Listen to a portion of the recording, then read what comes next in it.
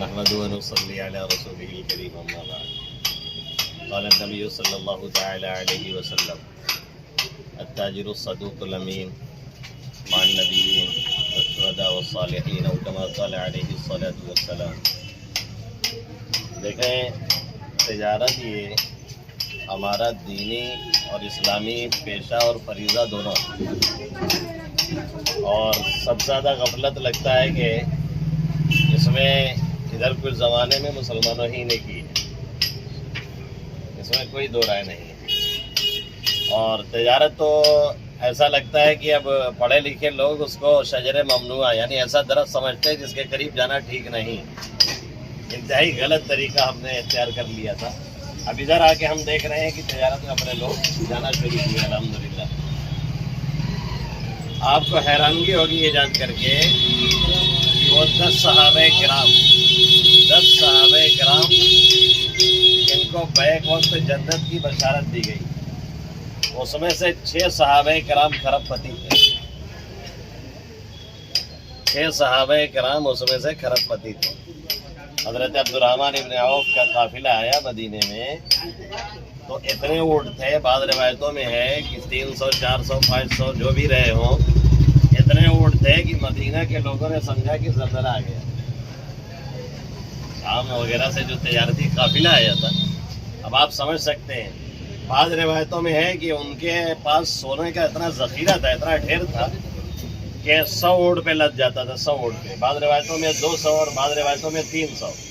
اگر ایک اونٹ پہ 6 بورا بھی لدے سونا تو آپ 100 اونٹ پہ اندازہ لگائیے 600 بورا سونا ہو گیا. کتنا رہا ہوگا ان کے پاس خزانہ. خزانہ حاصل کرنا یا خزانے کو استعمال کرنا کوئی برا نہیں.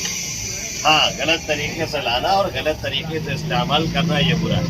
اللہ نے قرآن مقدس میں فرمایا والذین اذا انفقوا لم یسرفوا ولم یقتروا وکان بین ذلک قواما، کہ جب وہ خرچ کرتے ہیں تو نہ فضول خرچی کرتے ہیں، یعنی معصیت گناہوں کی جگہ پہ خرچ نہیں کرتے، یا جہاں ضرورت ہے وہاں نہیں جہاں ضرورت ہے وہاں کرتے ہیں، اور جہاں کوئی ضرورت نہیں وہاں سے بچتے ہیں.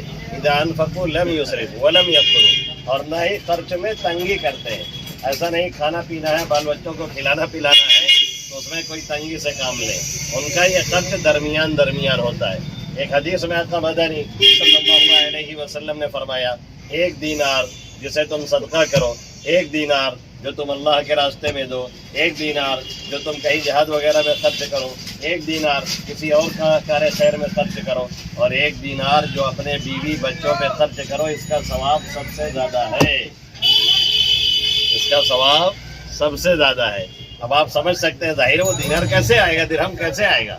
تجارت ہوگی، بازاروں میں نکلیں گے، بازاروں کو پکڑیں گے، تب جا کر کے مضبوطی آتی ہے، اور وہ پورے شرائط کے ساتھ. اسی لیے ہم نے وہ حدیث پڑھی جس میں آقا نے فرمایا کہ سچا امانت دار تاجر، ایک تو سچا، دوسرے امانت دار تاجر، عیبوں کو چھپائے نہیں، بتا دے اور جھوٹ نہ بولے. آقا مدنی صلی اللہ علیہ وسلم نے فرمایا کل قیامت میں وہ انبیاء کے ساتھ ہوگا، شہداء کے ساتھ ہوگا، صدیقین کے ساتھ ہوگا. اتنا بڑا اس کا مقام ہے. اس لیے تجارت میں لگیں، لوگ تجارتوں میں آئیں، اور جب تک مارکیٹ میں آپ کا قبضہ نہیں تب تک کہیں کوئی قبضہ نہیں ہے. اس راز کو سب سے زیادہ عمر فاروق رضی اللہ تعالیٰ عنہ نے سمجھا تھا، اس لیے انہوں نے مسجدوں سے نکال کے لوگوں کو بازاروں میں لا کر کے کھڑا کیا تھا. اور اس راز کو دھیرے دھیرے جب تک ہم نے سمجھا تھا تب تک پوری ورلڈ پہ اور دنیا پہ اکنامک کے اعتبار سے جو قبضہ ہوتا ہے آپ سمجھ لیجیے کہ وہی حقیقی قبضہ ہے. اور آج کی دنیا یہ اکنامک کی دنیا ہے ہی ہے. اس لیے جو جہاں جتنا معیشت میں مضبوط ہوگا، تجارت میں مضبوط ہوگا، اتنا ہی بازاروں پہ اور سسٹم پہ اس کا قبضہ ہوگا. انڈین گورنمنٹ پوری کون چلا رہا ہے سب جانتے ہیں. کچھ ادیوگ پتی ہے جو چلا رہے ہیں. معلوم یہ ہوا کہ سب سے اہم چیز آج کے دور میں یہی ہے. اس لیے حلال اور جائز طریقے سے اپنے لوگ اس میں لگیں اور اس میں محنت کریں اور اس کے ذریعہ سے حاصل کریں اور اسے صحیح جگہوں پہ استعمال کریں.